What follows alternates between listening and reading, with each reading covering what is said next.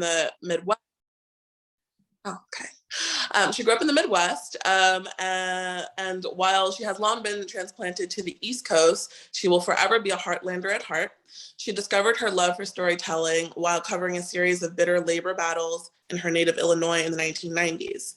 Her obsession, as she calls it, with public education began in 2006 when she took a job editing the statewide newspaper for AFT Massachusetts.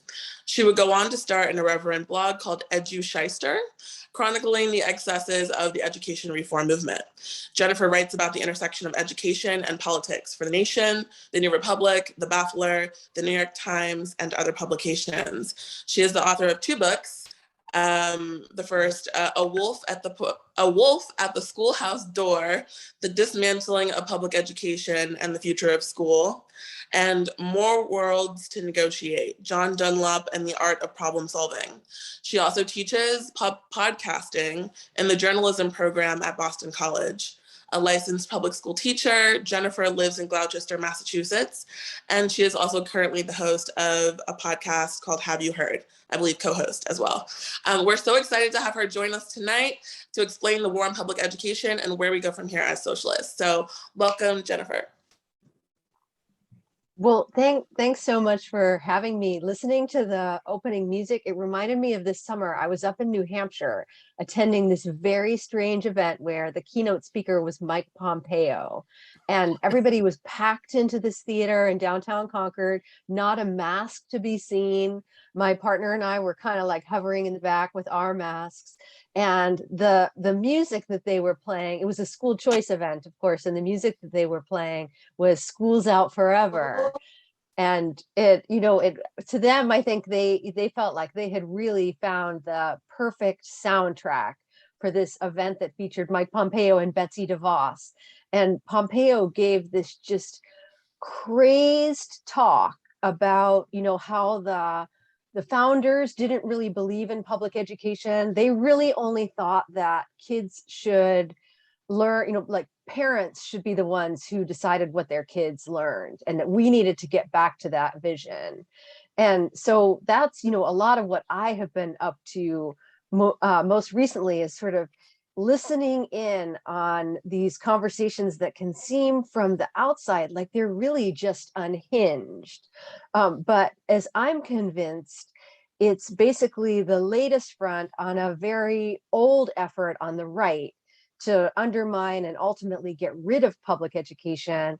And then, as we just heard, I'm also very focused on all the different ways that the Democrats have kind of naively enabled this project decade after decade.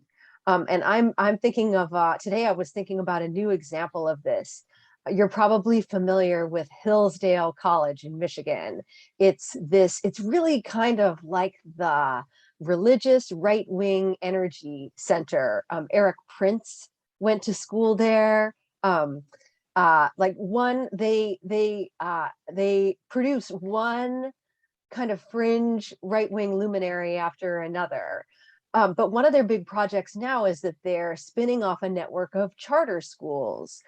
In this country, we're not supposed to have religious charter schools, but that's going to change in about 15 minutes. And so what they have come up with are these classical charter schools where kids can get a patriotic education. And kids can get their, the 1776 curriculum that Donald Trump was so keen on. So these are spreading very quickly because conservatives in a lot of states have realized that, like, wow, they can actually use the power of the state and use taxpayer money to drive this agenda forward. So the governor of Tennessee announced a couple months ago this partnership with Hillsdale that they're going to open up all these classical charter schools. And what I was thinking about today was that, if we're armed with the logic of Barack Obama and Arne Duncan, we have almost no way to push back against a project like that, because those charter schools fit the criteria of everything we've heard again and again we're supposed to think are good. Parents choose them. Charter schools are public schools. We hear that over and over again. They're high performing. Think about how many times we heard either Obama or Duncan say that. And so by those standards, we should also look at something like classical charter school spun off from Hillsdale College as the example of a good school. So that's the sort of thing that I'm very focused on as I think about all the different ways that the right is taking this crazy moment of the long fallout from the pandemic to really drive forward this very old vision. Now, I'm not, I had actually talked to Doug. Doug, are you still there? I'm here, yes. Yes, so my dream was that you might ask me some questions and that I would respond to them. Well, I do have some questions for you. Okay, great. Well, Yes. do you want to ask one? As one podcaster to another. Yeah. My first question was, I just happened to be, speaking of my radio show, I just read Lily Geismer's new book on the Democrats, and Yeah, me in too. preparation for interviewing her, as I did this morning. But she's got a bit in there about how the charter school was kind of born when Albert Shanker, who was then president of the teachers union, was responding to right-wing efforts to voucherize everything. And he thought this would be a way to preserve the public schools.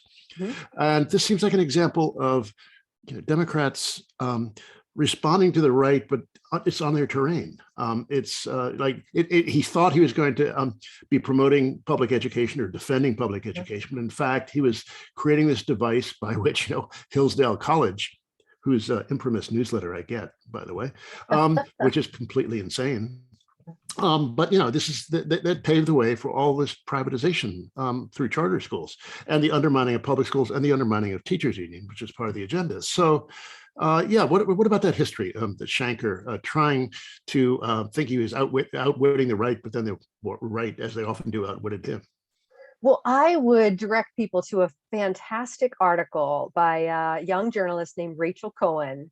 It was in Democracy Journal a few years ago, and it basically takes that myth apart, right? The myth that the idea came from Shanker, that the idea came from exactly who you would expect it to come from, the neoliberal technocrats. Like if you go back to the earliest days where the idea is being kicked around in Minnesota,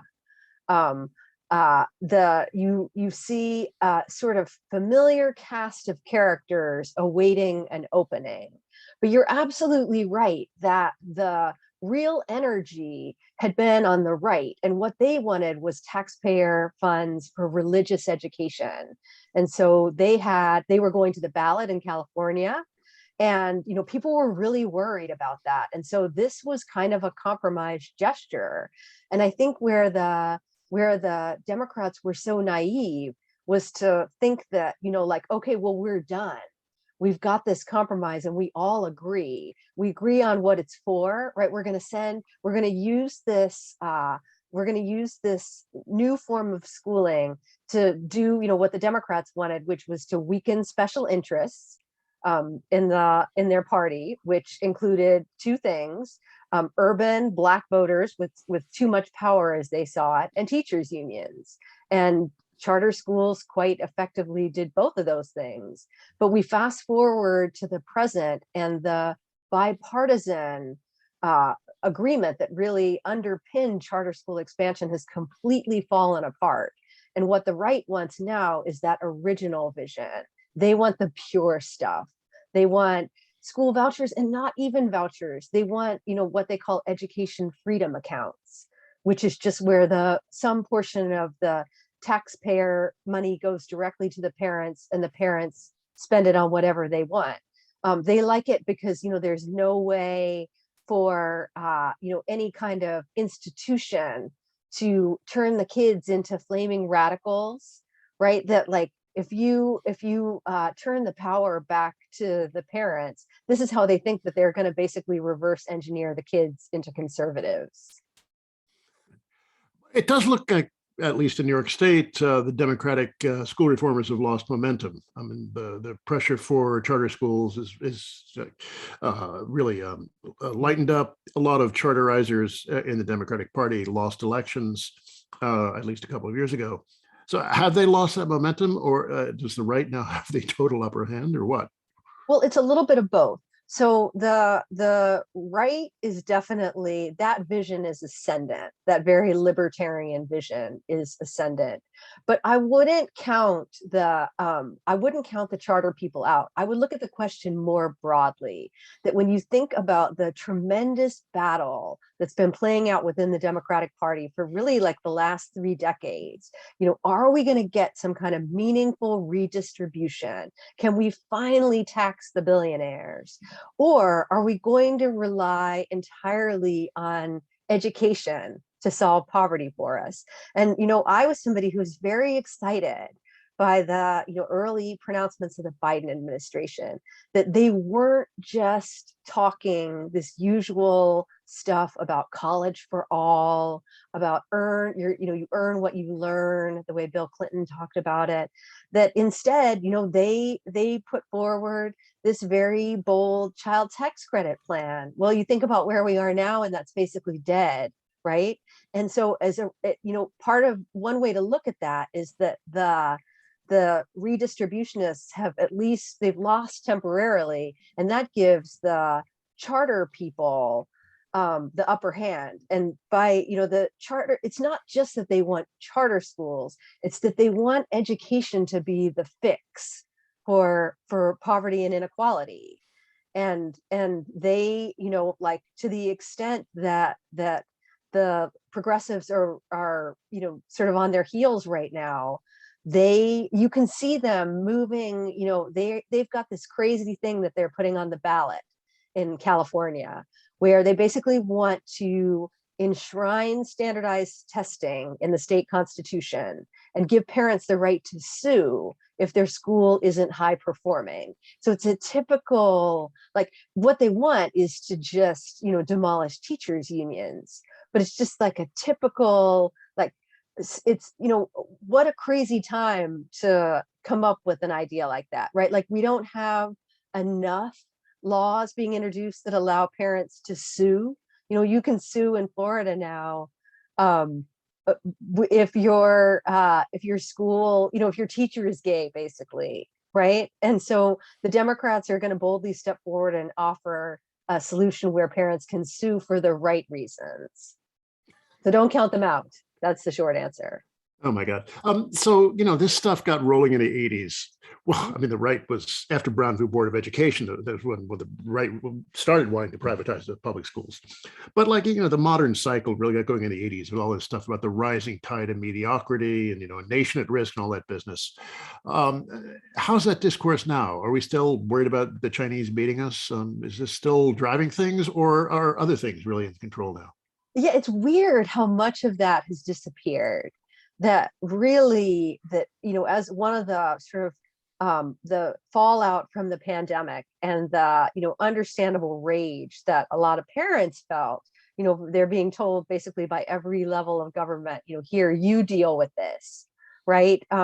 So the discourse about test scores and test scores as a measure of international competitiveness really disappeared. And instead, what you got was this much older cause, which is parents' rights. And you'll notice that, like, the parents who are at the school boards, their cause keeps morphing. So it started out being about school closures, then it was mask mandates and vaccine mandates, then it was critical race theory and social and emotional learning. I've seen a few communities where they will make the case that school performance has suffered because the district is spending all of its time focused on equity and inclusion, but those candidates lose. Like, people are not buying that argument. So I think another reason why the reform wing of the Democratic Party has lost a little bit of its mojo is that they really need that sort of technical, they need that to be the water that we swim in, right? Where you're very focused on the test scores of a potential school, and you're finding out that information on Zillow. And, like, we all agree that this very narrow metric is what is meaningful. And we're gonna, we're gonna let that shape our entire system. But right now, what's being offered is basically a vision where parents decide what a good school is, or whether they want their kid to go to a school at all, right? Like, you can have a learning pod. You can, you can use your money for, it could be private religious education, but it could also be, tutoring and homeschooling. And so the more that gets sort of spun off, the less that language of the democratic technocratic reformer has any place. Some years ago, I was writing about charter schools and privatization efforts, and I read a bunch of papers. And I recall one in which it seemed that parents make switches where they switch their kid from one school to another that make no sense. They'll, by most measures, the conventional measures, will shift their kid from a better school to a worse school. What about this discourse of parents' rights? Do parents really understand schools? Do they know how to judge them? Do they really know what's best for their kids? Or, in this case, should we trust the experts? Yeah, so I mean, the problem with this whole debate is that if somebody like you pops up with that objection, you just sound like I'm an elitist, man. An elitist, right? Like, even I'm bridling, and and I'm an elitist too. So the thing to keep in mind when you hear this kind of stuff is that kids have rights too, and that's what a lot of this is about, right? It's this effort by parents, by particular kinds of parents, and particular kinds of politicians, to expand their rights at the expense of kids' rights. And I think we've really started to see that in the last couple of weeks, that it's become more and more obvious that who all this stuff is really directed at is the kids. It's the trans kids in Texas. It's now, LGBTQ kids in Florida. And we're just at the start of that. And I think the other thing to keep in mind is that, this too is an issue that just pops up again and again, decade after decade. So I wrote a piece for the New Republic about the parents' rights movement in the 90s. And it was so eerie how similar it felt. And, lots of familiar names, deep pockets behind it. And it seemed like it couldn't lose. And then it ran into trouble for the very same reasons we're seeing right now. Ask people how they feel about parents' rights in the abstract, and they think parents should have more say over how, what their kids are taught. But once it gets to, calling for particular books to be banned, people don't like that. They're, like, majorities of Americans are repulsed by that across party lines. And so as the more specific things get, the more targeted these measures are at actual kids, I think, it starts to run out of steam a little bit. Yeah, there's this case in New York State now where I think the head librarian of New York State just lost her job because she held up a book about queer kids. And this is New York State. You think this is a liberal place. You expect that in Texas, but this stuff is just rampant now. It really is. And there is, like, this has such a long through line in American history. This kind of, like, this is the real censorship, is this kind of like prudery, right? Like, if you look at what the books are that people want to pull and what people are getting fired for. And I think what's so concerning is that a lot of the new laws take the logic of the Senate bill in Texas, the anti-abortion law. They take that vigilantism that's at the heart of that law, where basically, like, anybody can sue anybody. And the idea is just to erode any sense of solidarity. Well, these school bills work the same way. Like, more and more, they're aimed at encouraging parents to sue schools, school districts, and individual teachers, and to include rewards as part of it. So in the Don't Say Gay bill in Florida, you get your legal bills paid, you get $10,000 if you win. The language is so impossibly vague that you could sue over literally anything. And then school districts have to worry about how much all this is going to cost.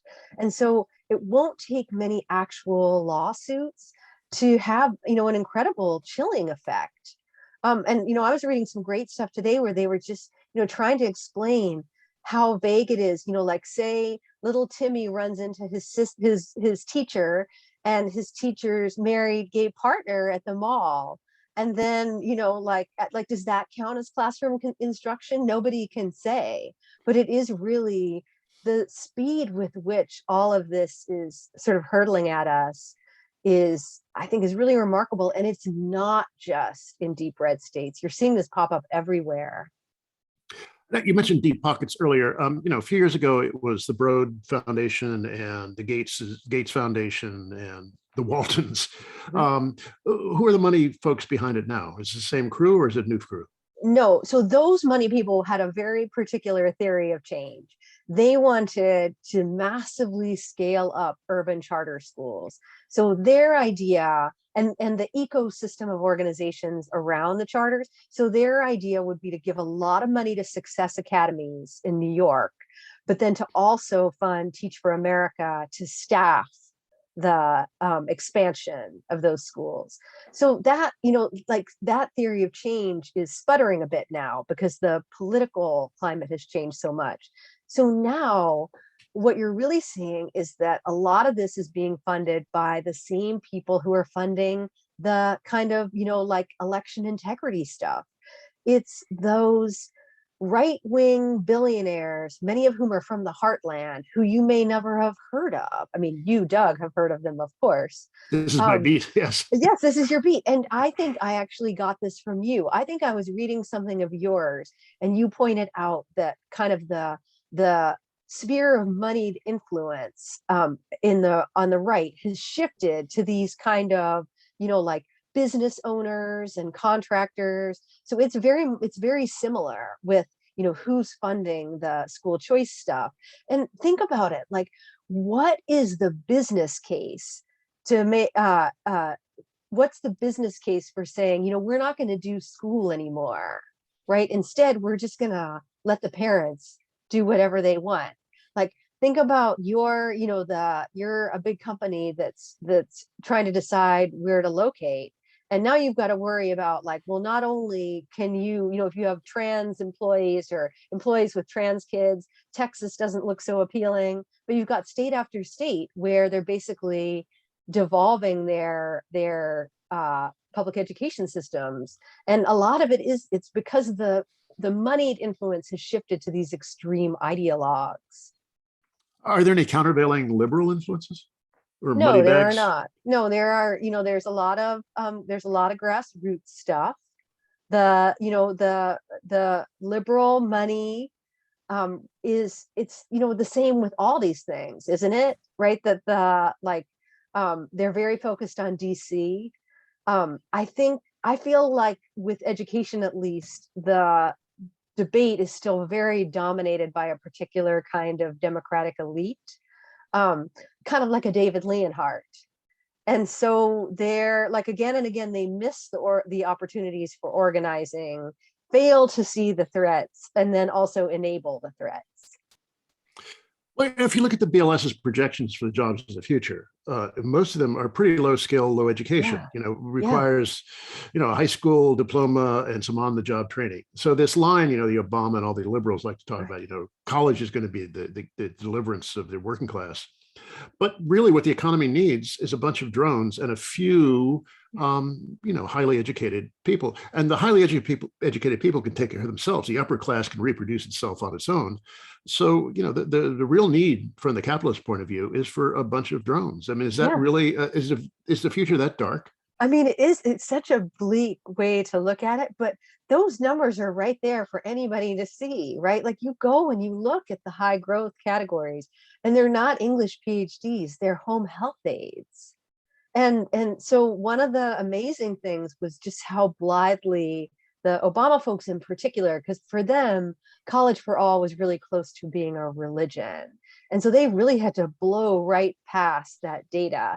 And, I met somebody who's actually writing a book about this that I think it's going to be out next year, that, Georgetown has a whole institute that's, that basically does nothing but pretend that data isn't true, right? They churn out paper after paper arguing that the jobs of the future will all require college. And, obviously, like, it's just not the case. Um, God, excuse me while I cry for a moment. Now, the attacks on the curriculum are, for the right, very, very important. And, well, they've really taken school boards and things like that very seriously for decades. And, liberals have not. I think they're, too busy sending their kids to St. Anne's and the Ivy League, and they don't really give a shit about public education, it seems to me, or at least a lot of the elite liberals don't. But these are, there's just, am I missing something, or is there really no response coming from the liberal left to these attacks on the curriculum and the whole culture war agenda? No, I really don't think you're missing that much. And I think that part of the reason is that while we think of all this culture war stuff as being driven by conservative populists, and like this is such another through line in American history, that again and again you see these groups of parents pop up, and they're angry about the teaching of evolution in school. They're angry about, they feel like they're losing control of their kids. The kids are voting for Bernie, and it must be the fault of the schools. And so you see them pop up again and again, but they're not the only ones who are riled up right now. You also have elite parents who are very unhappy about, say, de Blasio's announcement that he was going to phase out gifted and talented in New York, right? Parents who are angry because they see all this equity stuff as jeopardizing their own kids' advantages. And so you have this kind of weird coalition that makes this moment so dangerous. But I also think that's a big part of why you don't hear elite liberals speaking up more, right? That this stuff makes them, they're responding to something that's a little bit different. They're responding to things like, the reworking of math standards in California, or changing the admissions criteria at the elite magnet school in Virginia. I couldn't understand my kids' Common Core math in like fourth grade. So no, I don't think you would be able to, right? You're more of a word guy. Well, I have some math skills, but it was just it's just like really weird. None of the parents in the curriculum and I could understand it. Like we're all like stumped. Did you consider suing the school? I should have. I didn't think of that. If only I'd been properly advised. But there's this idea, I think, among some liberal intellectuals, perhaps, the Tom Frank idea that the culture war is a distraction from a real agenda. But they're really, really serious about the culture war. It's not a distraction. It's something that's really at the core of their being, right? Yes, I would say that that's true. I mean, I do kind of agree with, Sam Adler-Bell had this great piece for the Forum about how the intense frenzy about CRT is intended to sort of hide the material stakes of the debate. And what the right really wants to do is, if we can't talk about a structure, if there's no structure to blame, you shift it all back onto individuals. And so that, I think, is that's a big part of the agreement between democratic elites and the right over this culture war stuff. That the democratic elites may find the content of the culture war alarming, but they kind of want that too, right? Like they don't want us spending all our time blaming a structure. They want, they want you to lift yourself up by your bootstraps. And what have the effects of COVID, the mask mandates, the school closures, the teachers unions took a real hit, or so it seems. What's the state of play here? I mean, I guess, one hopes the pandemic is winding down, but what are the lingering effects of this going to be? I think it's so unpredictable. So I have a story up today at The Nation about school board elections last week in New Hampshire. And the right, and in New Hampshire, the right is in coalition with the Libertarian Free State Project. They really thought that this was their moment, and that, that they could tap into lingering anger over school closures and then mask mandates and the fact that school still isn't back to normal. And that this was the thing, they could convince voters to turn on their own schools. And that did not happen. People who ran on, say, anti-CRT, they got clobbered. That is, I think things are much more unpredictable than we think. I think the longer term fallout is going to be in things like declining enrollment, that suddenly you're going to have all these school districts that have lost lots of kids and they're not coming back. Where'd they go? Well, like, so a lot of places made virtual learning basically illegal after the pandemic. Meaning that, like if you were going to be enrolled in school in a district, you had to be in person.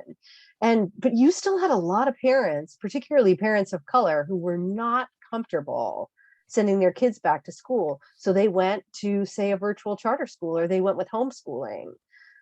There are all kinds of different things that happened, but the end result is that public school enrollment has dropped substantially, and that's going to mean cratering budgets. It's going to mean big layoffs. So the near term looks quite bleak. I wish I could, but there are these rays of hope, like what I wrote about in New Hampshire, which I don't think anybody would have predicted. Certainly not New Hampshire. Well, I can say from experience that virtual learning, remote schooling was awful. It was just a dreadful experience in every direction, in every sense. So, the eagerness to get back in person. We saw an enormous difference in our kid when he went back to school in person. He was miserable, alienated, bored, depressed, and going back to school really improved his life. So, I can understand trying to push people back into the school, even though that might not be popular everywhere. Yeah, I mean, I think you're absolutely right. I think the danger, this is a very popular Democratic pundit take, right? That you've probably read the same column 17 times about how post Virginia gubernatorial election, parents who are still angry about school closures are the new swing voters. And in order to keep them from fleeing the party, Democrats need to do basically what Democrats have been doing for the last 30 years, which is to go hard at teachers' unions. And so that's why I'm so interested Started with Hillary. in tracking these stories that don't look like that at all. So where are the teachers' unions at now? We saw, what are they thinking? What's their strategy? They seem to be on the defensive constantly. Do they have any idea of how to have a more positive vision? Well, I mean, I think that they are really on the defensive. It's only been a couple of years since that big Red for Ed movement. Yeah, what happened to that? That was what, 2018?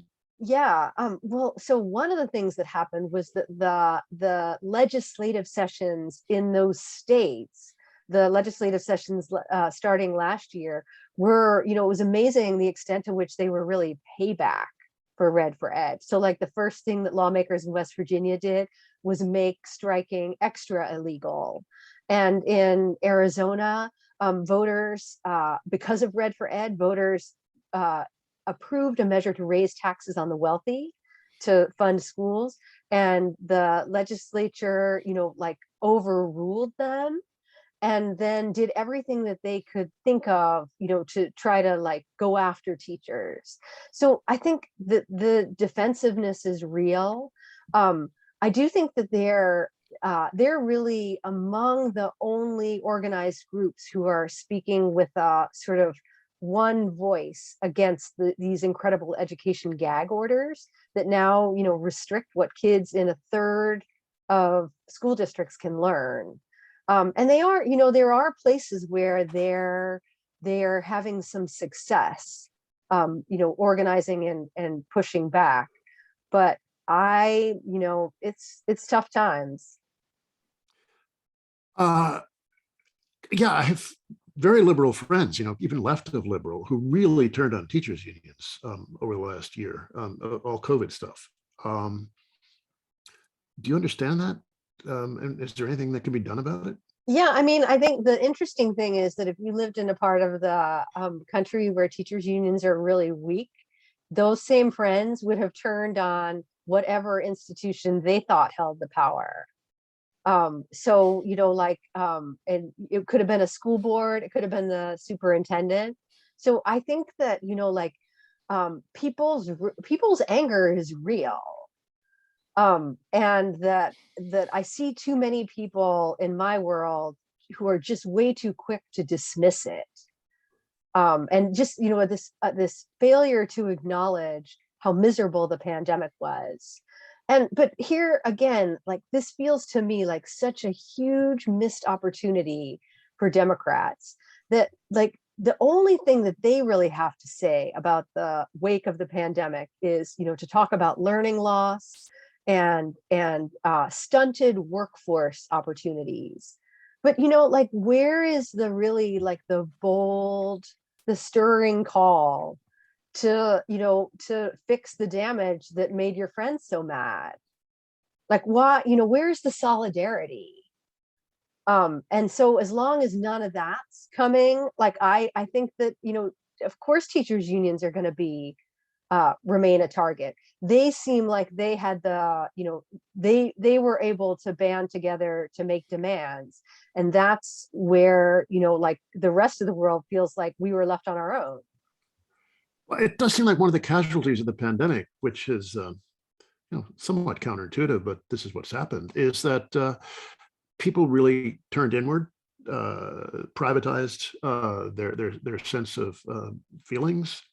There's been a loss of a sense of a public mission, any sort of collective, as you said, solidarity. I mean, that's been really, really damaged. It almost seems beyond repair. Again, am I being too pessimistic? Yes. Encourage me, please. Yeah, I mean, look at how desperate people have been to get that back. Even, like, even the way that people are responding to Ukraine, right? That, like, however you feel about that, I sense this, like, people are absolutely desperate to bond over something.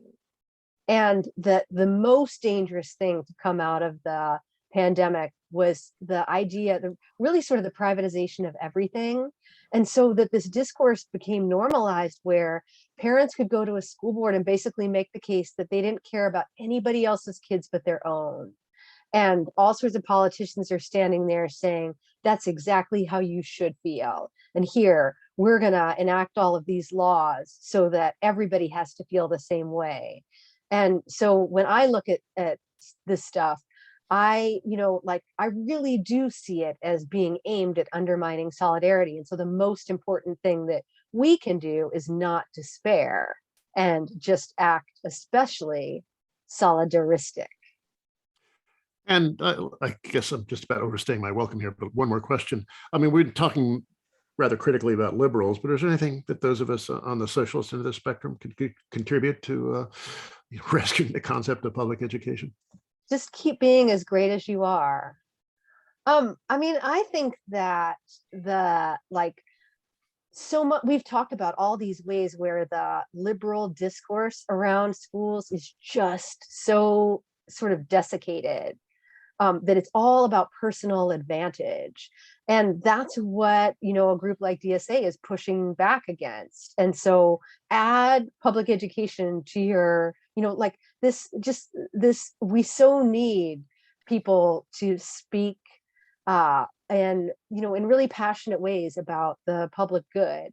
And the more people do that, and, surprising voices, I think that's, before the pandemic, it felt like we were actually making a little bit of headway, that you could feel people turning against the idea that we needed to marketize everything. And so, to come out of this with that being the only, solution that's on offer just feels too grisly to accept. So I say just keep pushing back. All right, I think I'll turn it over to everyone else. And I think Steve is going to handle this portion of the program. Thank you for your excellent questions, Doug. Oh, thank you for your excellent answers, Jennifer. Thank you so much. That was amazing. So we will go over into discussion next. So get your questions ready. But first, we're going to do some community agreements. It's a little thing we do in DSA to take us out of the headspace of being terminally online and fighting and into comradely, friendly people with each other. as best we can in Zoom. So what does that mean? One might be everybody is here to learn. So please speak in good faith and assume the good intentions of everyone else. Another one is please be brief with your questions and have your questions be a question. And third, we use Stack, which is basically, I don't know why we call it Stack exactly. It's a stack of questions maybe, where you just you type in Stack into the chat. I will do it now. And that will alert me that you wish to speak and I will call on you. All right, so let's go into discussion and please everyone write Stack into the chat and I will call on you. I think we are going to first though speak to some of our committee members.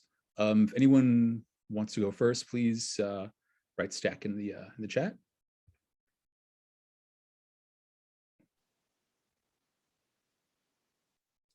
Okay, awesome.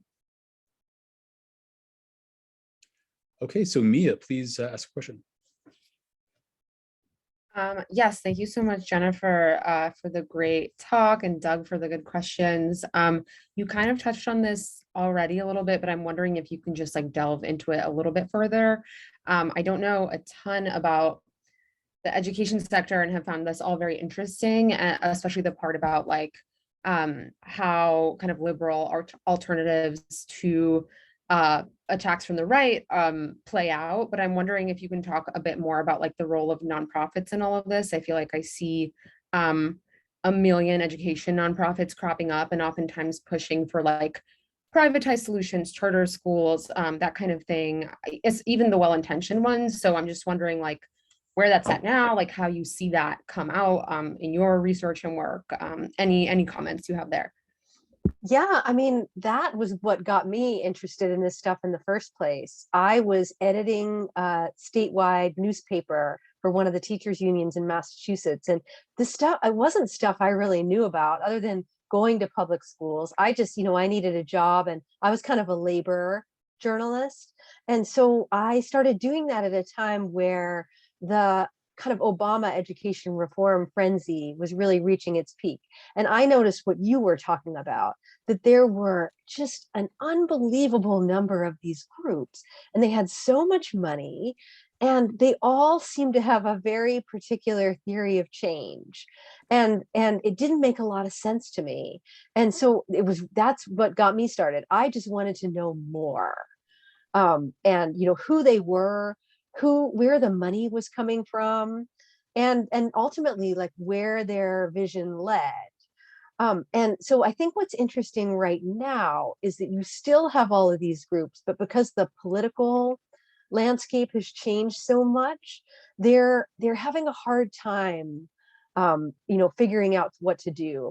So for example, there's still tons of money and organizational heft behind the idea of expanding urban charter schools. Michael Bloomberg just announced that he's going to spend $750 million to do this.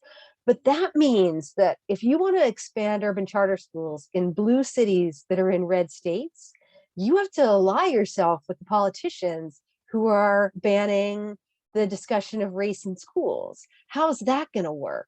And so I think a lot of these organizations that you're talking about are now, like having a little bit of a hard time knowing what to do, but there's still an enormous amount of money to be made. And then on the right, it looks much more like a kind of Trump grift. So there was this great story a few weeks ago about how Charlie Kirk, who runs Turning Points, that he had come up with an idea that he was going to sell a conservative curriculum to parents, and that he thought he could make $41 million doing this. And that what they like is they're out to keep feeding that outrage machine, and then use that to get people to enter their credit card information. And they very much see the school stuff as just an endless source of that. So there are a lot of organizations popping up on that end of it. Excuse me. Great. Next we have Patrick on staff. So I think you might have touched on this, but I think in general, I like relate or associate marketization, privatization with this profit motive. And it's hard for me to connect from A to B, charter schools and profit motive. And you've mentioned how like there's corporate interests and hedge fund boards and Success Academy boards. Can you give me a little more examples of what that looks like in terms of kind of material interests of these hedge fund managers being really invested in Success or other urban charter schools? Yeah, it's definitely complicated. And I actually think that we focus too much on the profit motive as the kind of reason why somebody like a Dan Loeb would be so passionate about Success Academy. But the reality is that there is lots of money to be made. There are a network like Success gets all the attention, but the charters that command, the biggest chunk of the market share now are for profit. And to be for profit, it means that the money you're extracting is money that's not going to teach kids. It's not going to pay teachers. And so there are people who do nothing but write about this stuff. I find it's even too grim for me. But there are just endless ways to make money off of this stuff. And so a lot of what you'll see is that there'll be a charter company, but then there's a for-profit management company that, is really a real estate acquisition company. And it's all very complicated, but what's disturbing about it is that it's so much of this falls disproportionately on Black and brown kids. And so they're, why are they the ones who have to have their education attached to a for-profit? And so it's definitely worth trying to understand all of the shenanigans. But I think the larger thing that's driving the kind of democratic elites is just this, this real decades-long project to both weaken teachers' unions, but also prove once and for all that if you can just figure out a way to make education the solution to poverty, we'll never have to talk about redistribution again. And not paying taxes is another way to get wealthy, or at least hold on to your wealth. Thank you. Up next, we have Carrington. Thank you, Jennifer, so much for your talk. I've gotten a ton out of what you have said. And you and Doug mentioned the jobs outlook in the United States and how the majority of people won't require education beyond high school. That may be the case domestically, but internationally, the United States can't be expected to keep its global domination with an undereducated population. Aren't the powers that be a little bit concerned about the place that the United States will have in the world with a population of with uneducated masses?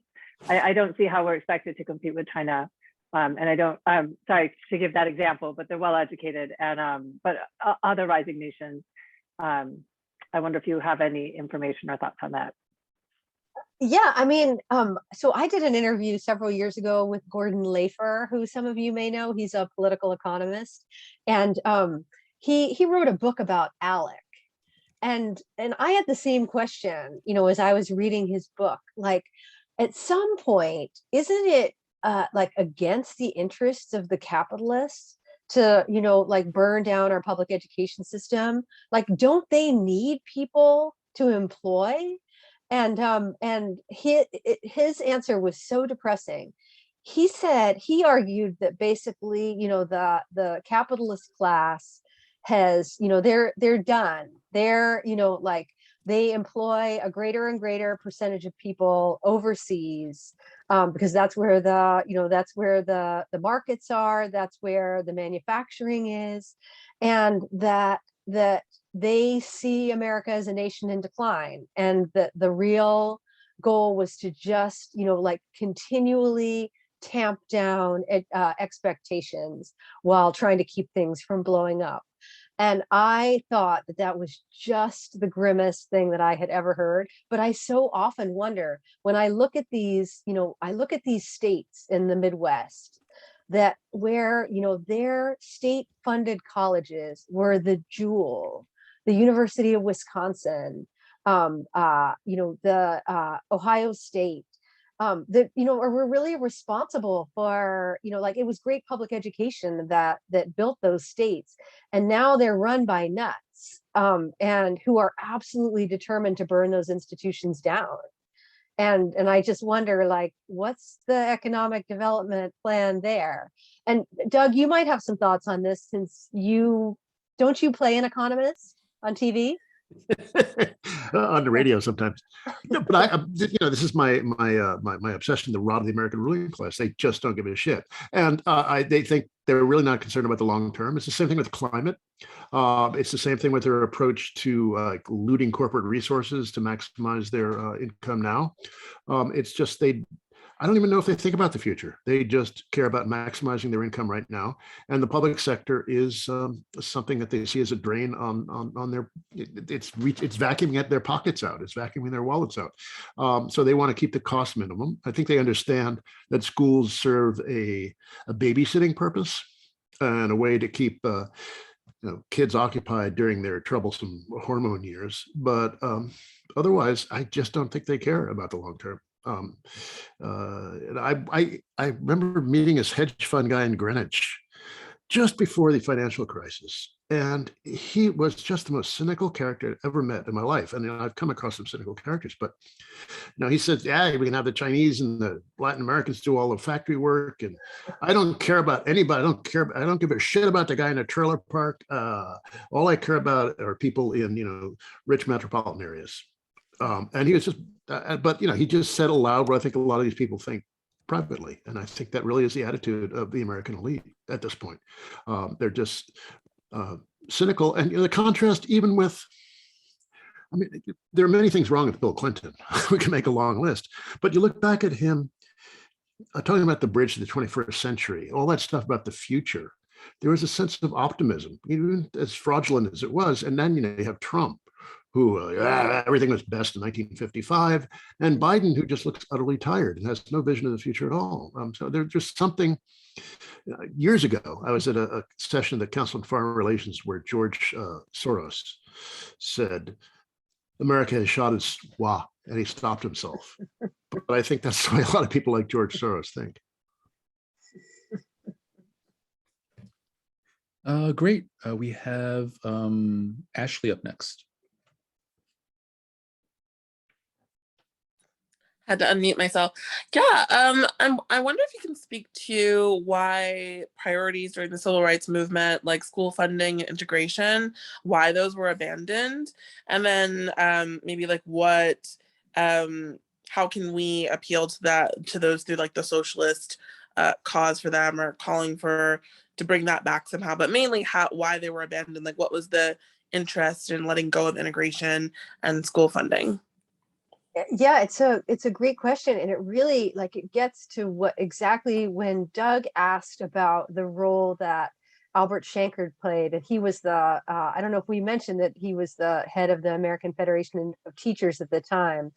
There was really almost like this grand compromise between the Democrats and the Republicans, and the Republicans put on hold their dream of religious education, and the Democrats, in addition to weakening their love of teachers unions, they also basically abandoned their commitment to integration. And they didn't give up school funding, but from now on, school funding would have strings attached to it. It would come with all this language of accountability that we're so familiar with now, all the stuff about, you can have the money, but you got to show results. And where, you think about how often you hear statements like that. And so as a result, there ceased to be a real push for integration. I think what's so interesting is that, like they can never, you still like the people aren't willing to let that go, right? You see with both of those things that you see genuine grassroots movements that are committed to both school funding and to integration. And I think that's why I personally am so committed to battling this language of just complete sort of personalization of schools, because it really makes that vision impossible. So yeah, so that's kind of what happened with that. But I don't think that we're going to see demands for either integration or school funding go away. And that's why it's so important that that you push for them, and really using this language of the public good and expanding our imagination of what's possible.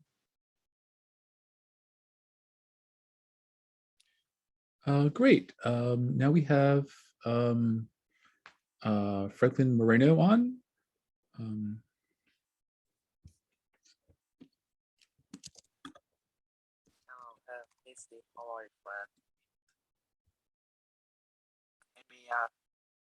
Hi, Franklin. We really are kind of having trouble hearing you. Could you write your question in the chat and I'll read it out?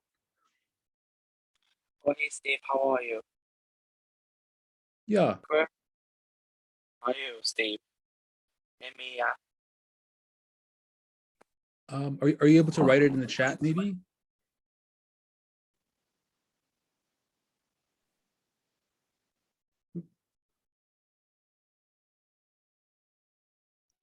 Hey, Steve, how are you? Hi. Hey, Mia, how are you, Mia? How's the weekend? Do you have a question?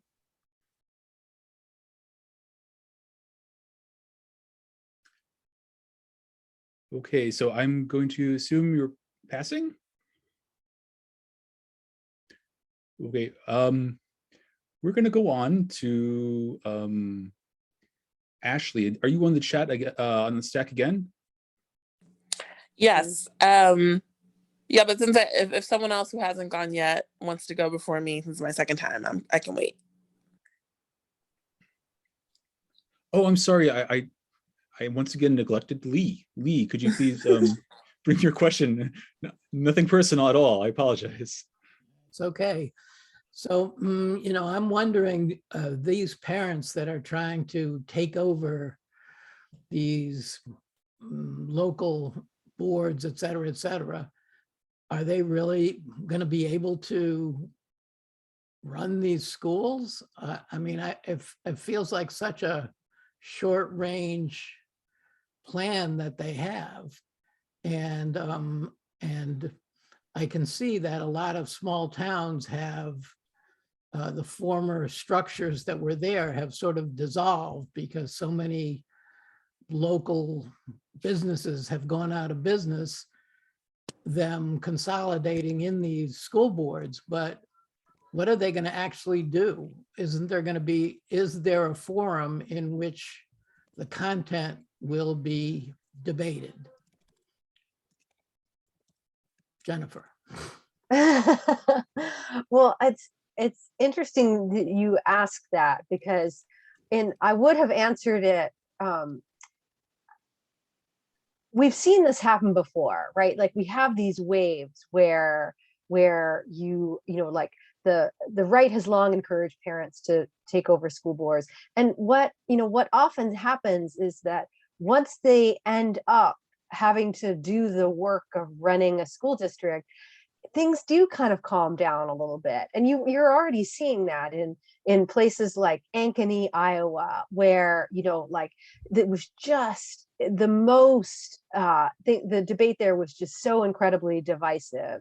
And I interviewed a teacher there, and they have now almost an entirely 1776 board, but they have to spend all their time dealing with the like minutia of running a school district. But then just today I saw an incredible story. I mentioned New Hampshire earlier. New Hampshire has this this Free State project where all these libertarians moved to New Hampshire, and the goal was to turn it into a libertarian utopia. And it's been tough, because when it comes time to stop paying for the roads and the police, their neighbors tend not to like it.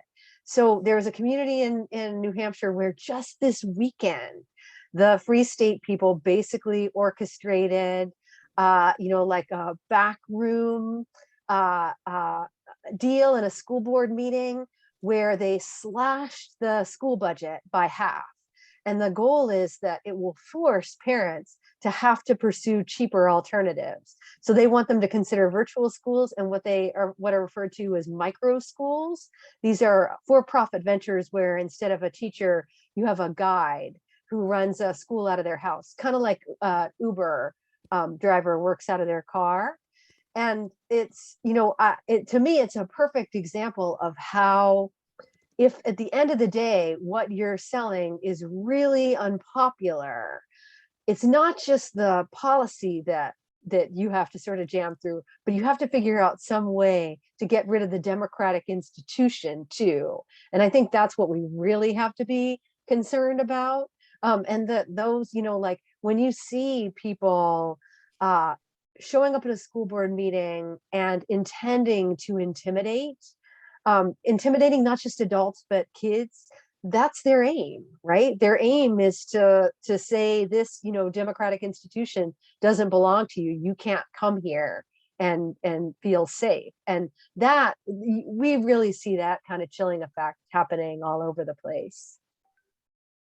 Yeah, but isn't the value of homes most closely associated with the quality of the schools in that school district? Isn't that the number one correlation between the value of homes? When they totally destroy the local school board, doesn't the value of their homes plummet and then everybody get mad at them? So this too seems to be a thing that they haven't quite thought through. And so when in that piece that I wrote for The Nation, a lot of the people who I interviewed were in these communities where, they're sort of like bedroom communities, where in southern New Hampshire, where, people move there for the schools. And you think about, like, we criticize affluent parents for that all the time, right? That they hoard opportunity by going to these places and buying up the houses. And how can you even call that a public school district when your price of entry is $700,000? So what appeal does a policy agenda that calls for burning down the schools have for them? I've been writing about this for the last few years because I think it's a tremendous weakness on the right that Democrats should go after. And that if you're trying to figure out, like how to take back some of these states, this would be a good place to start. Great. I think next we have Ashley. Yeah. Well, I love that you touched on the not thinking it through. I feel like we probably all see that in a lot of conservative policies. It seems like there are a lot of kind of like facts and figures that seem to be left out for the sake of like selfishness that will bite us all in the ass in the end. But I was wondering, kind of what you just touched on, what is a good pathway forward for socialists to attack this issue? I guess, that's probably similar to building third-party power in general, but also if you know any historical examples where the left has been able to make some wins in terms of public education. Yeah. So one of the reasons that I really care about this stuff is that, like I don't want to live in a country that's, like ridiculously polarized along education lines. And partly it's because I'm from the Midwest. That, like it really bothers me the way that so many Democrats feel comfortable mocking people who don't have college degrees. Like even, I see this on Twitter every day, that when people mock Lauren Boebert, the congresswoman from Colorado, it's not just that they go after whatever outrageous things. She just said they always have to get in that she has a GED. And, this just drives me crazy. And I think that, like one of, it's a consequence of the fact that the Democrats went all in on education as their economic policy. And so, now we're supposed to feel like if you succeeded, it's because you were just really, really smart. And if you failed, it's your fault. And so you end up with this just absolutely corrosive, combustible mix. And I think that one of the most important things that socialists can do is really push back against that vision, right? Like we need economic redistribution. It's preposterous that, like the only economic path forward being offered is to saddle young people with debt, right? Like it makes no sense as a vision. But then the downside that only 30% of Americans have college degrees. So how can you possibly build a socialist movement if you're not also talking to the 60%, who don't have college degrees? So that's the goal that I set out for you. Thank you so much. Thank you.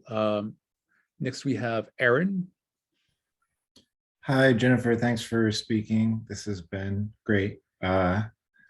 Always good to see a Midwesterner take the mic at these, a fellow Midwesterner take the mic at these. Where are you from? Detroit. Oh, okay.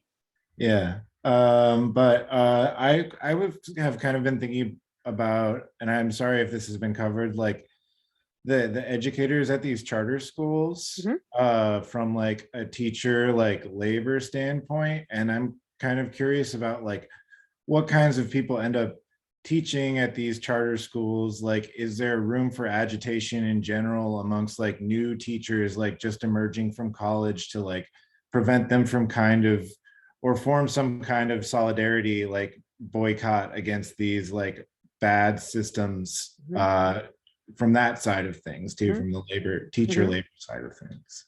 So it's really interesting because when I first started writing about this stuff, the enemy was, veteran teachers, that they just, like with their pensions and their low expectations, and they were the reason why kids were failing to succeed. And if we could just weaken their unions, then, like everything else would fall into place. And so because of that, there was all those nonprofit groups we were hearing about earlier. They poured tremendous resources into figuring out how to recruit the best and the brightest into teaching, but to not have them go through traditional teacher training vehicles, because they all agreed, like those were just producing the duds. And so, this is why Teach for America was such a big deal. And that, like charter schools wanted these brand new teachers. But then think about the way that the world has changed. And so now, on the right, they're furious with young teachers because they're all woke, right? Like those are the social justice warriors. And the, young people are pro-union. And so you see the culture within charter schools really changing. They're only going to be able to hold that at bay for so long. I just wrote a piece about this for The Nation, and one of the teachers I interviewed is at a charter school in New York, where they're organizing a union, and she said, we're not the only one in New York. They're, the post-pandemic stresses on the teacher workforce are like causing an uptick in unions. But I think you're also going to see, an effort to, the workaround is to redefine teaching so that it's more like proctoring, so that anyone can do it, right? So like we would hire you, and all the kids are all working online, right? They're in the classroom, but the program is a scripted program that they get through their computers, and the algorithm decides if they can move on to the next level. And then you're there kind of to like move around, make sure that nobody's playing a game, and do some troubleshooting. So it's a very diminished vision of what teachers do. But think about, you can pay them less. Their turnover is going to be really high, so they're not going to organize. And so, yeah, that's the bleaker side of the glass half full. Wow. Next we have Laura. Hi, I'm Dirk. I'm on my wife's line. I'm in Iowa, and they're using the COVID shortages and the crappy pay for teachers to start getting rid of credentials for teachers. Kansas has gone even farther. I don't know how much this is spreading, so that's one of my questions. The other is how to get voters who aren't particularly don't have an advanced education themselves to care whether teachers have a master's degree or not. Because generally I find people don't care that much. They don't know what education schools do. They don't really know what teachers do. So thanks. So yes, this stuff is spreading like wildfire, and really, like, within days after schools shut down at the very beginning of the pandemic, the Heritage Foundation came out with its, sort of plan for what the future should look like. And they did it as almost like a faux White House document so that it looked really official. And so I couldn't wait to read it. And I went straight to the education part, and there it is right there. Like, get rid of licensing requirements for teachers for all the reasons that we were just talking about. And so a lot of these states are taking advantage of the fact that there are these shortages and that there are now no teacher trainees in the pipeline to say, well, you know what, if you have a high school diploma, you can teach, you can be in a classroom in Kansas, right? They're not actually going to be teaching. But yeah, that issue of how to talk about the importance of education for teachers is such a touchy one, because it plays right into the parents' rights debate we were talking about earlier, that trust us to be the ones who make the decision because we have these advanced degrees. And it just it just causes people, they feel sneered at. So we've got to figure out some other way, because people definitely they want the most for their kids. If you look at what happens in these states where the right tries to, where they cut education spending, people rise up when they see that the opportunities for their own kids are being diminished. And we see, bipartisan coalitions form, and we see people come together across class lines. But it's because they see it as affecting them rather than it being about, like a licensed professional. So it's definitely something we have to figure out. The additional twist is the pitch they're making is anyone who has business experience has the real experience that students need.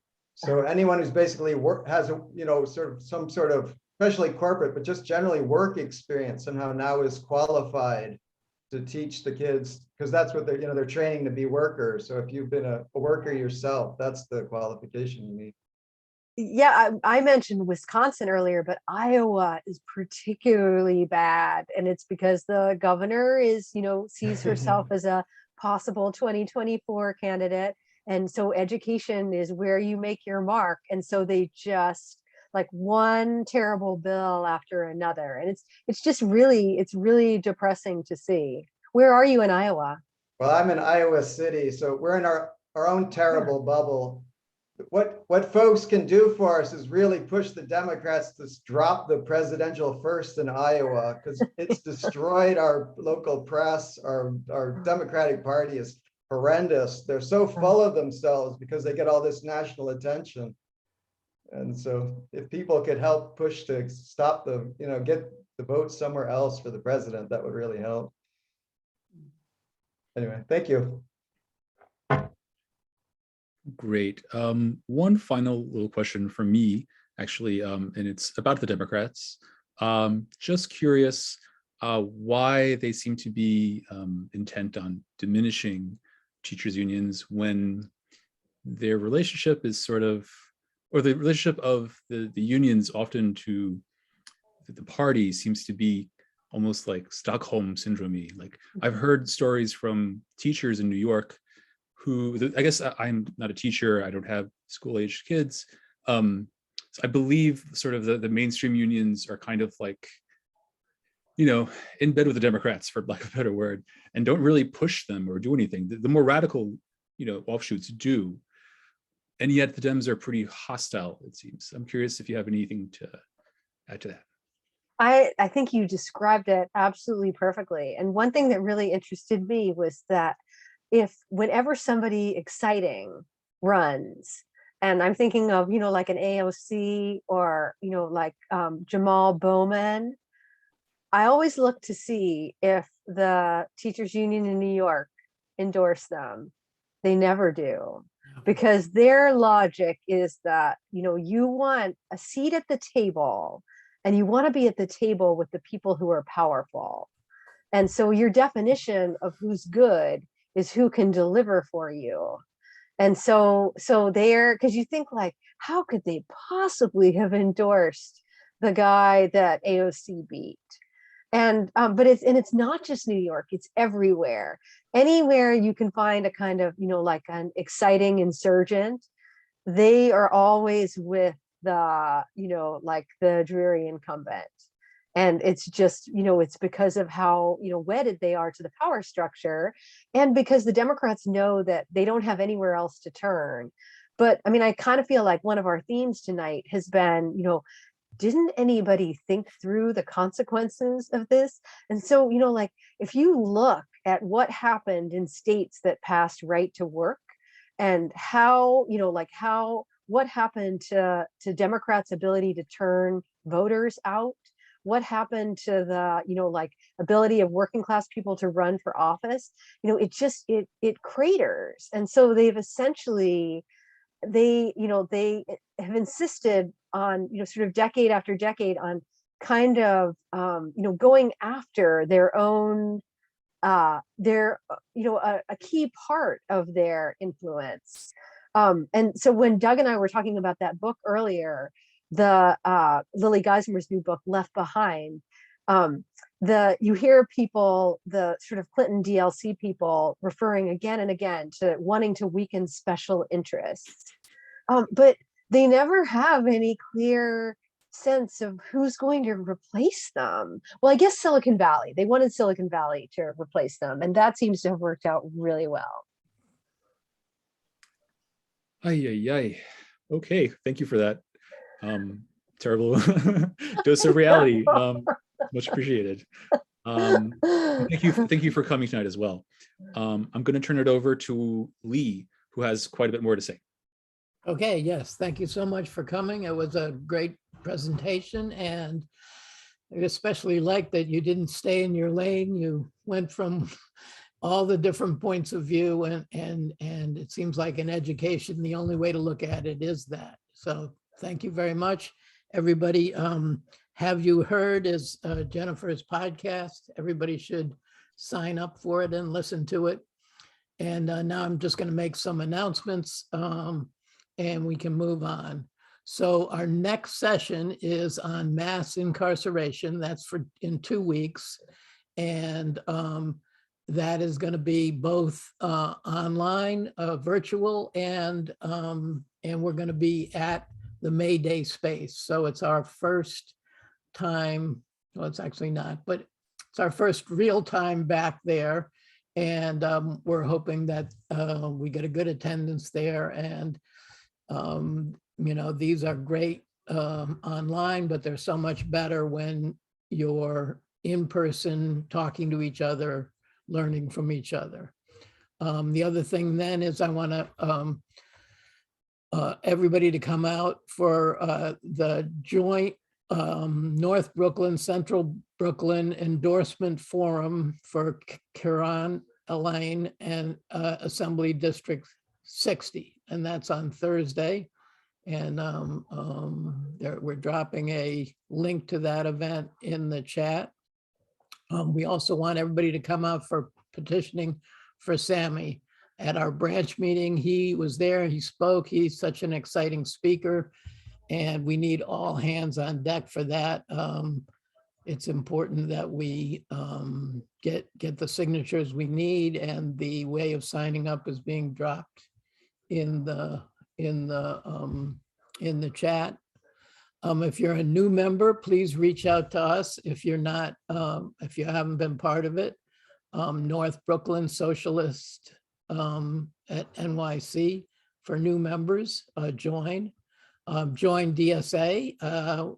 We need your dues, and by being a member, you get all the information about what's going on, etc. Also, we have chapter dues, which help us move along. And if you're interested in working with us, there's been a core group here doing North Brooklyn DSA education for a long time, and we need some new blood. So anyone who's interested, please get in touch at Polyad at Socialists at New York City. So I want to thank everybody, say goodbye. We appreciate everybody coming, and we'll see you in 2 weeks. Take care.